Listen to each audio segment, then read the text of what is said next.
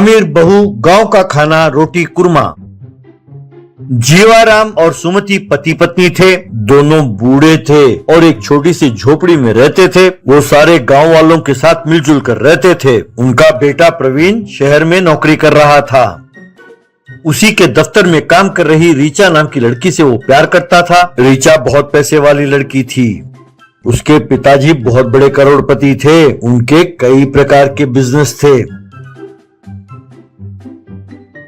एक दिन रीचा प्रवीण को अपने साथ ले गई और अपने पिताजी से मिलवाया। तब रीचा के पिताजी, बेटी, तुम्हें अपने पसंद के लड़के से शादी करने का हक है बेटा। अगर वो लड़का गरीब हो तो भी हमें कोई आपत्ति नहीं है। हमारे लिए बस इतना काफी है कि तुम दोनों खुश रहो। तब माँ, हमारी बात छोड़ो बेटा, क्या लड़के के माँ बाप जानते कि तुम दोनों प्यार करते हो? उनकी सहमति भी तो चाहिए होगी ना। तब प्रवीण, हम दोनों जाकर उन्हें समझाएंगे आंटी। ऐसा कहा। यूं दोनों जीवाराम के गांव पहुंचे। प्रवीण ने अपने माँ बाप को सारी बात बताई। वहाँ उनकी झोपड़ी और हालात देखकर रीचा को जरा बुरा लगा। तब प्रवीण के पिताजी, बेटा, मैं जानता हूँ कि तुम हर काम सोच समझ कर करते हो। लड़की वाले बहुत धनवान हैं। ये बच्ची तुम्हारे भरोसे आई है, तुम इसका ख्याल रखना ठीक से। इस तरह दोनों की शादी बड़ी धूमधाम से हुई। बाद में एक महंगे अपार्टमेंट में प्रवीण और रीचा रहने लगे। दोनों सवेरे सवेरे दफ्तर चले जाते और शाम को घर लौटते। वो ज्यादातर बाहर से ही खाना मंगवा कर खाते थे। यूं कई महीने बीत गए।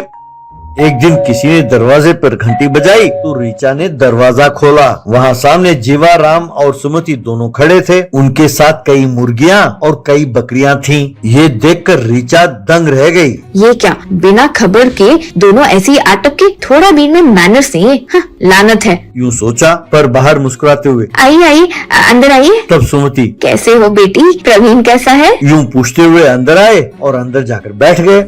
प्रवीण भी आया और उनसे बात करने लगा और पूछा, पर ये मुर्गियाँ और बकरियाँ क्यों लाए पिताजी? तब पिताजी, बेटा, यहाँ सारे ब्रॉयलर मुर्गियाँ ही मिलती है ना। मैंने सोचा कुछ देसी मुर्गियाँ ले आऊं और बकरियाँ भी लाया हूँ। इन्हें काट कर खाएंगे तो इसका स्वाद ही कुछ और है बेटा। यूं कह ही रहे थे कि तभी डिलीवरी बॉय आया और एक पैकेट थमा कर चला गया। जीवाराम, ये क्या है बेटा? यूं पूछा। तब प्रवीण, आप लोग आए हैं ना पिताजी, तो मैंने सबके लिए नाश्ता ऑर्डर किया था। आइए नाश्ता करते हैं। यूं कहा।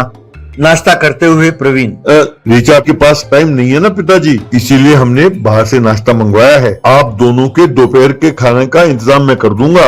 अरे बेटा, घर में रसोई है तो बाहर से खाना क्यों मंगवाए? मंगाने की कोई जरूरत नहीं है, मैं खुद खाना बना लूंगी। वे दोनों दफ्तर चले गए।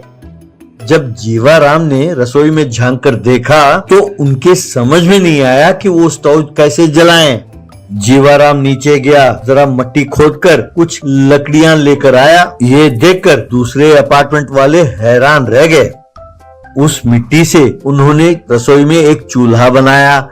फिर उन लकड़ियों को जलाकर उस चूल्हे में खाना बनाने लगे। गर्मा गर्म रोटियां और कुरमा बनाकर खाने लगे।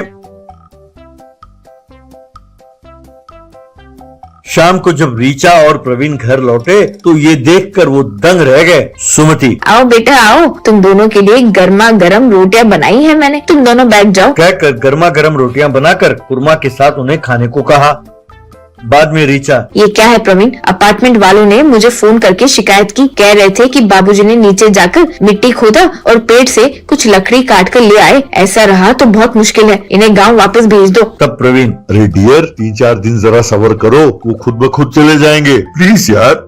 उस दिन से जीवाराम और सुमति घर में ही चूल्हे में खाना बनाते थे। वो धुआं पूरे सोसाइटी में फैलता था।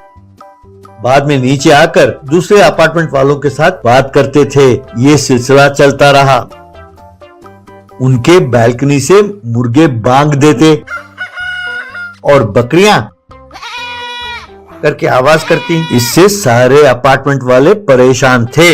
एक दिन सारे फ्लैट्स वाले सुमति के पास आए। उन्हें देखकर प्रवीण अपने माँ बाप से, माँ, बाबूजी, आप दोनों की वजह से सारे फ्लैट्स वाले बहुत परेशान हैं। रीचा बेचारी के समझ में नहीं आता कि वो आपसे कैसे कहे और वो बहुत दुखी है। मैं ऐसा कह रहा हूँ, आप बुरा न मानना, आप दोनों तुरंत गाँव लौट जाइए। ये सुनकर जीवाराम और सुमति बहुत दुखी हुए। तभी अपार्टमेंट का प्रेसिडेंट, देखिए, हम इनके खिलाफ शिकायत करने नहीं आए हैं, हम तो आपका अभिनंदन करने आए हैं। हम तो ये कहने आए थे कि आपके माँ बाप आपके साथ हमेशा यहीं रहें तो कितना अच्छा होगा। इन्हें गांव वापस भेजने की कोई जरूरत नहीं है। ये छोटे बच्चों के साथ और बड़ों के साथ बड़े प्यार के साथ रहते हैं। इन्हें देखकर हमें अपने माँ बाप की याद आ गई। हम भी जाकर हमारे माँ बाप को यहाँ लेके आने वाले हैं। ये सुनकर ऋचा और प्रवीण बहुत खुश हुए। तब जीवा, राम और सुमति ने अपार्टमेंट वालों को प्रणाम किया।